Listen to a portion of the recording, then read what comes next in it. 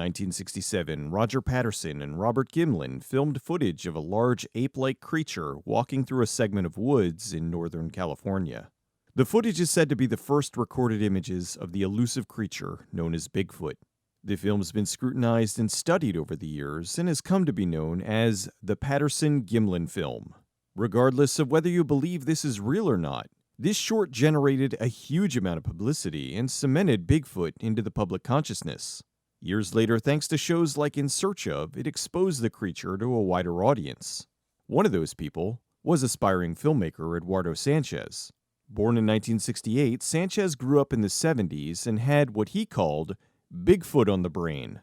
Growing up, that was the monster he wanted to see the most, but was disappointed with the Bigfoot horror movies that did come out.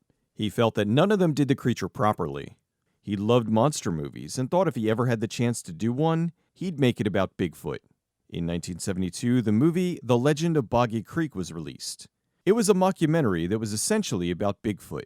This was the only one he felt did justice to the monster. The Legend of Boggy Creek had a huge influence on Sanchez, and years later, he worked with his friend Daniel Myrick to make their first film, which was going to be a found footage film about Bigfoot. However, when putting this together, they decided to switch from Bigfoot to Witch, and created the massive hit, The Blair Witch Project. After the overwhelming success of The Blair Witch Project, the duo wanted to branch out into other genres, but were pigeonholed into making more horror. They passed on doing a Blair Witch sequel, and if you want to know more of that story, watch my video, Exploring Blair Witch 2: Book of Shadows.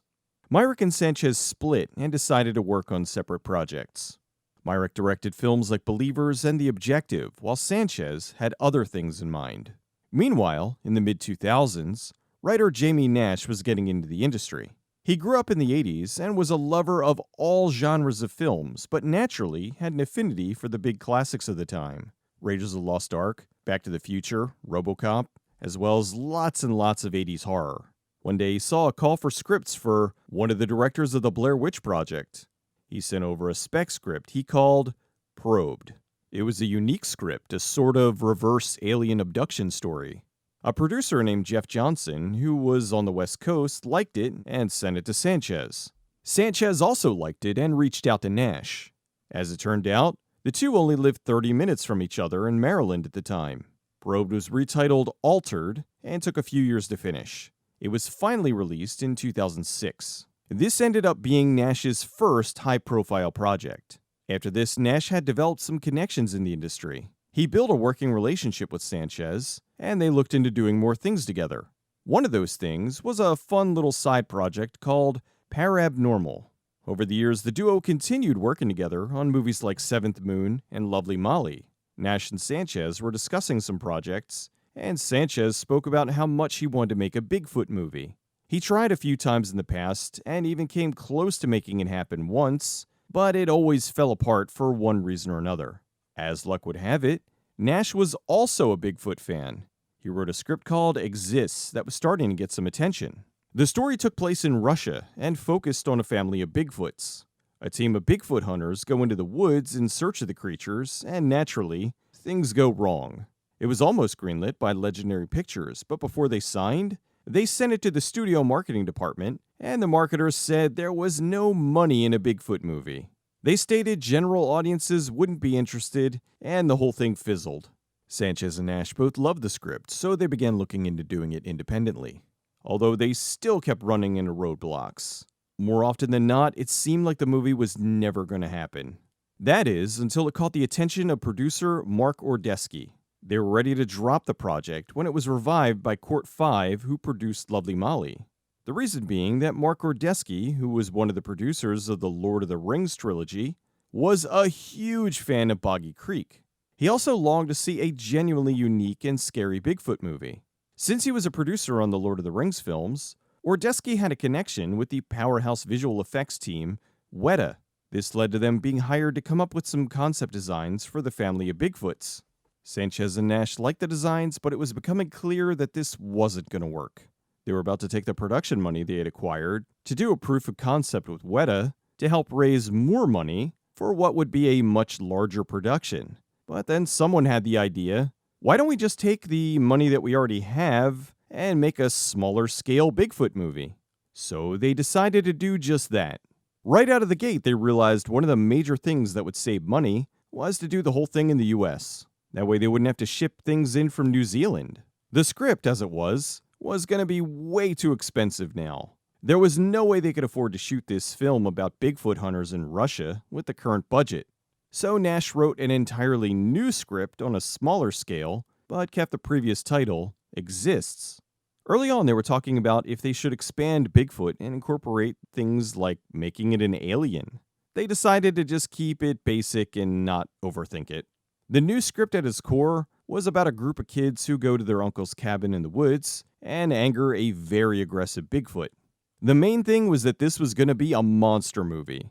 These kids were going to run afoul of the beast, and they'd be fighting for their very lives.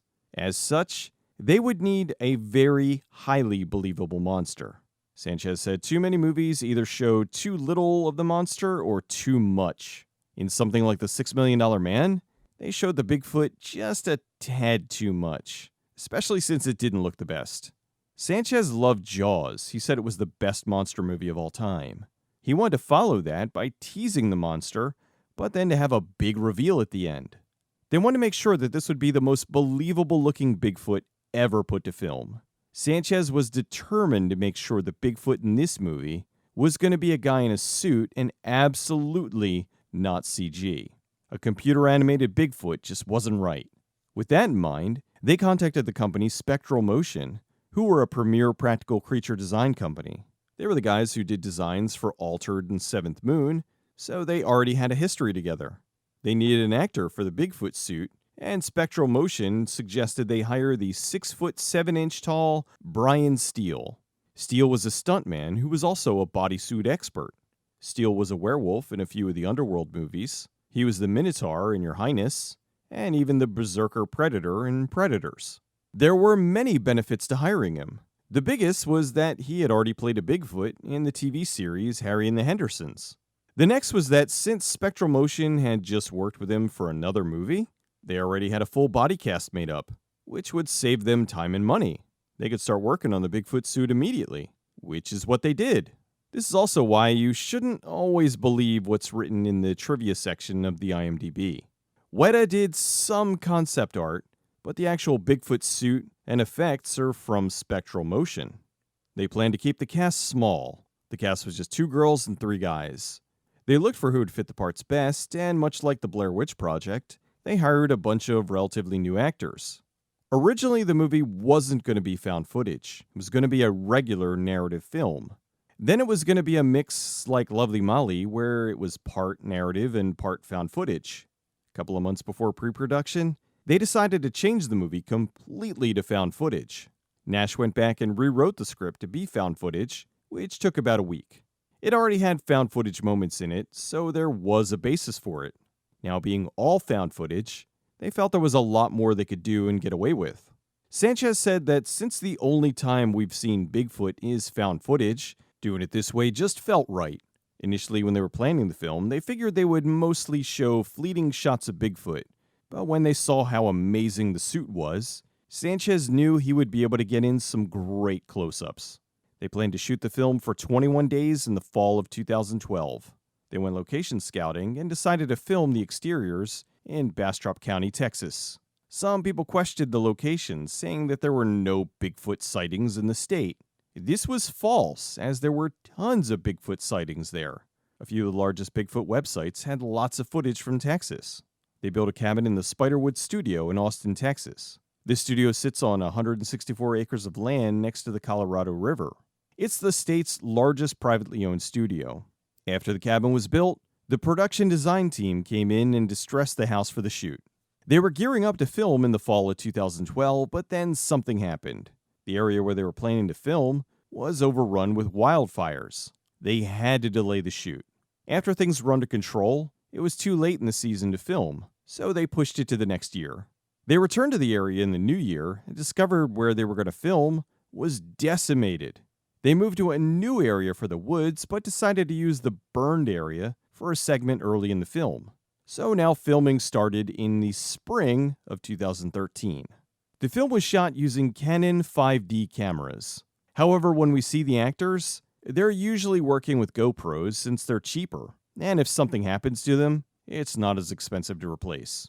When they are filming, they have 5Ds strapped to them, but when they're filming stunts, they're using GoPros. They did use some of the footage shot with GoPros for the film, but they weren't happy with them overall, which is why they used the 5Ds as much as possible. You can't have a Bigfoot movie without footprints, so the art department made these giant prints for the actors to find. The beginning text of the film is just made-up facts about Bigfoot encounters. Taking a page from the Blair Witch Project, for the beginning they filmed the kids driving around Texas and just ad-libbing their dialogue. This was a way to get to know the characters. They needed a young Bigfoot for the beginning of the film, which sets everything off. The shot was going to be blurry, so the suit wouldn't have to be as believable as the one that Spectral Motion was creating. They found a local guy who had a Bigfoot suit, and they hired him to play Bigfoot Jr. They had the guy at the Bigfoot suit watch the Patterson-Gimlin film and showed him how to swing his arms to mimic the walking. They filmed the guy walking along the side of the road, and it appears that the car hits him. Really, the car passes him, and it hits a weight that they had hanging from a branch. They then boosted the sound in post. The area in the woods where they were filming was snake-infested, and they often had to send the crew in to check the areas before sending the actors in to do their lines. In the script, when the kids arrive at the cabin, they were supposed to find a wild pig inside. However, the filmmakers discovered wild pigs are much more dangerous than they realized, so they hired a friendly pig actor named Porkchop. The handler brought him in, and the pig was very docile and happy. They had to muddy him up to make him look even remotely scary, and then added in all sorts of violent pig squeals in post. Since we wouldn't get to see Bigfoot often, they wanted to add in noises to scare the audience. For Bigfoot sounds, the audio team back at the studio created a device they called a Sasquaphone, a giant set of pipes that looked kinda like a saxophone. They'd make noise into this thing, and it created a variety of creepy sounds. They worked to get the right roar for Bigfoot. The first one they had was all wrong. It was too big, it sounded like Godzilla. They played with it and got it to where it felt right. They had these giant speakers that would blast the Bigfoot roars to startle the cast. They also added some additional roars in post. When the character Brian gets shot with paintballs, they swapped in the stunt coordinator for the actor. The coordinator also plays Uncle Bob towards the end of the movie. Since most of the movie was taking place in one location, they tried their best to mix it up to keep it from getting stale. They didn't want it to be just one room.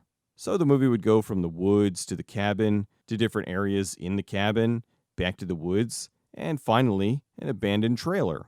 As a little homage to the Evil Dead, they had a cellar, where they would go to hide from the Bigfoot at one point.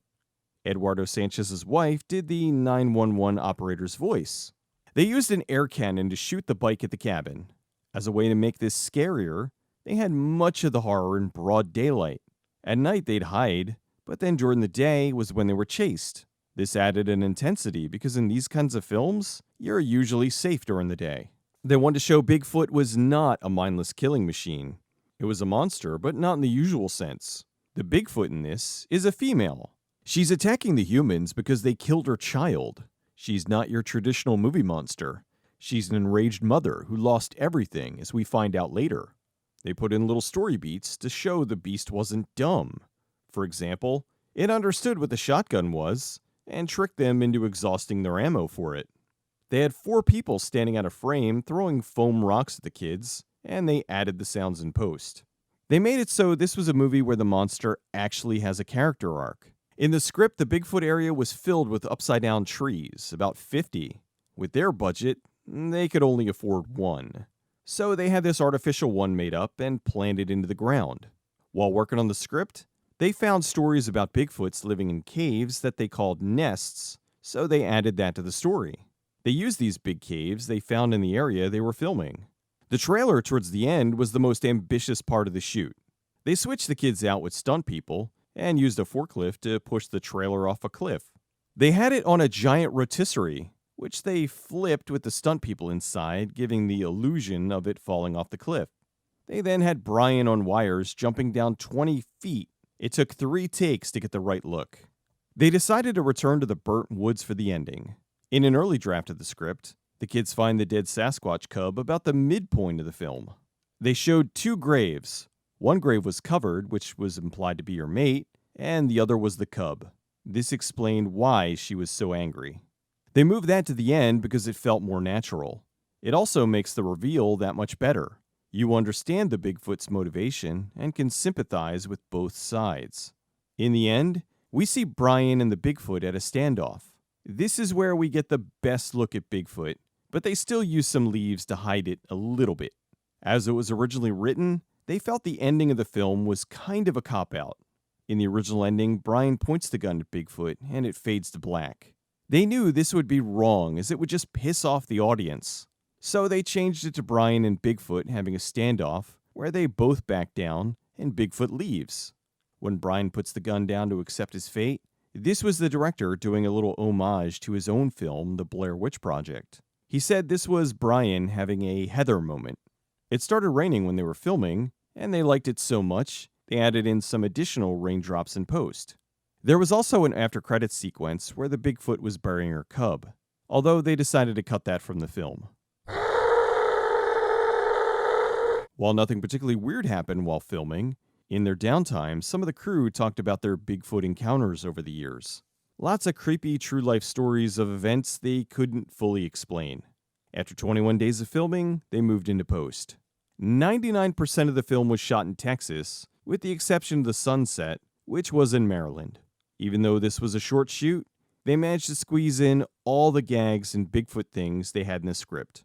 To add to the atmosphere, the Foley put in classic Bigfoot noises like tree knocking, grunts, and so on. While looking at the edit, they weren't happy with some of the dialogue, which showed one of the advantages of found footage.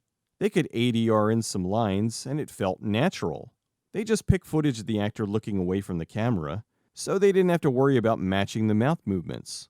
Found footage has evolved in the years since the Blair Witch Project, so they added in something that wasn't in the older found footage films. A score. It was only used sparingly, but effectively. After the shoot, the effects team gave Sanchez the dead Bigfoot cub, which he puts outside of his house every Halloween. After putting together a cut they were happy with, they screened the current edit for test audiences. The audience didn't like it. Actually, they hated it. In the beginning, the opening was the cast driving around and much of the dialogue was ad-libbed. They were presenting it like a day in the life of these kids. The problem was, these were kids that no one in the audience could identify with, and they thought they were all insufferable. So when they were attacked and started dying, the audience was not on their side. They were rooting for the Bigfoot to kill them all. There was too much footage of the humans fighting amongst themselves, and it set the wrong tone. They had already lost the audience before they even showed a single frame of Bigfoot. Sanchez took this and went back to re-edit the film himself. Seeing how much the audience disliked the characters, he figured it would be better to cut out all the non-essential bits from the beginning. This got rid of all the parts that annoyed the audience and helped to get into the story faster. So he trimmed the intro with mostly slowed down footage of the characters and the occasional insert. He was listening to the score of the film while editing and found the somber theme that was going to be used at the end would work great at setting the tone in the beginning. So he used the ending theme as the opener.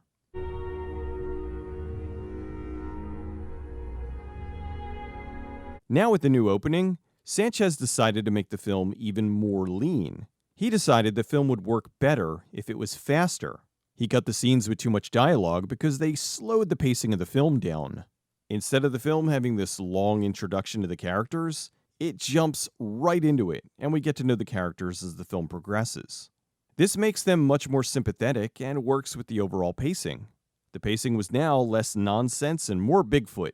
It doesn't waste time. After all was said and done, including the additional time in post, the budget for the film was somewhere between $1 to $2 million. They showed the new edit to test audiences, and the overall reception was a full 180. They loved it. So now they started looking for a distributor. The film was picked up by Lionsgate for its run in the US. Although Lionsgate decided general audiences wouldn't be interested in a Bigfoot movie, and so it had a very limited theatrical release in October of 2014. A short time later, it went to video on demand before heading to DVD. This was unfortunate because after everything they went through to get the film made, the creators were hoping for a wide release. They knew it would reach its audience, but it would be a much smaller one now. Before the film was released, Sanchez and Nash did have an idea for a potential sequel, which would essentially used the original script. It was quite different from the film that we got, the one with the team of high-profile Bigfoot hunters tracking a family of them to Siberia. The idea was that they would tie the two movies together by putting Brian on the team. He's sort of like the Ripley, and the sequel would be Aliens to Alien. The original script is still one of Nash's favorites. He's always harbored a dream that they'd be able to make it one day. Now here we are, 10 years after the premiere of Exists. Sanchez is still working on doing Blair Witch Project things. He's directed a variety of TV shows like The Horrors of Dolores Roach, and in 2022, he was one of the directors in the anthology movie Satanic Hispanics. Beyond that, he's working with Nash, Greg Hale, and Court 5 on a very ambitious project called The Emerald Anvil. Emerald Anvil is a world-building experiment of sorts that takes place in lots of different mediums that are all connected. There's a book, a board game, a podcast, and other things. Nash is also currently working on a podcast audio drama called Black Velvet Fairies. This is a passion project he wrote and directed. It's about Lucy, a woman whose grandmother leaves her 4 black velvet paintings of fairies. As she investigates the history of the paintings, she's pulled into a dark and dangerous fairy world that some believe is real. It stars Lovely Molly's Gretchen Lodge and Exists' Chris Osborne. Nash is also doing some producing and directing. He directed the slasher film Last Night at Terrace Lanes and produced the upcoming Ghost game, which will probably be out by the time you see this. Exists is hands down one of the best, if not the best, Bigfoot horror movie. It moves at a very brisk pace. The story is just enough to get you hooked, and while it does have some elements that make this not a traditional found footage film, like the score, you do feel like you're experiencing this encounter with the cast. I'm happy they cut down the beginning because when I first saw the film's trailer back in the day, I was worried that this was going to follow the strange trend in found footage, which for some reason was, let's get a bunch of unlikable idiots together. The original trailer showed a lot of the footage that ended up being cut. So when I did see the movie, I was overwhelmingly happy to see that the characters just seemed like a bunch of fairly normal friends stuck in a situation outside of their control. The Bigfoot looked spectacular. Sanchez said the Bigfoot suit was the most expensive thing in the film, and it was worth every penny. I have to agree. If we had the same movie but had a terrible Bigfoot suit, it would have ruined the whole thing. Watching this, I know it's a guy in a suit, but it's one of the most real-looking practical suits I've seen. Major kudos to Spectral Motion. Sanchez and Nash are a terrific team, and I've enjoyed almost everything that they've collaborated on. I'm not sure why Lionsgate didn't give this a wider release. The story is much more relatable than so many other horror films. It's also a rarity when you sympathize with both the humans and the monster. I don't understand why they would buy the rights to the movie only to give it such a small release saying that there's no audience. Especially when, if you look at the numbers, there are tons of Bigfoot movies. Somebody wants these. All in all, this is a terrific Bigfoot horror film that channels some of the vibe of The Legend of Boggy Creek, but firmly stands on its own. It also showcases that Eduardo Sanchez is still one of the undisputed kings of the found footage genre. He may not have invented found footage, but he absolutely perfected it.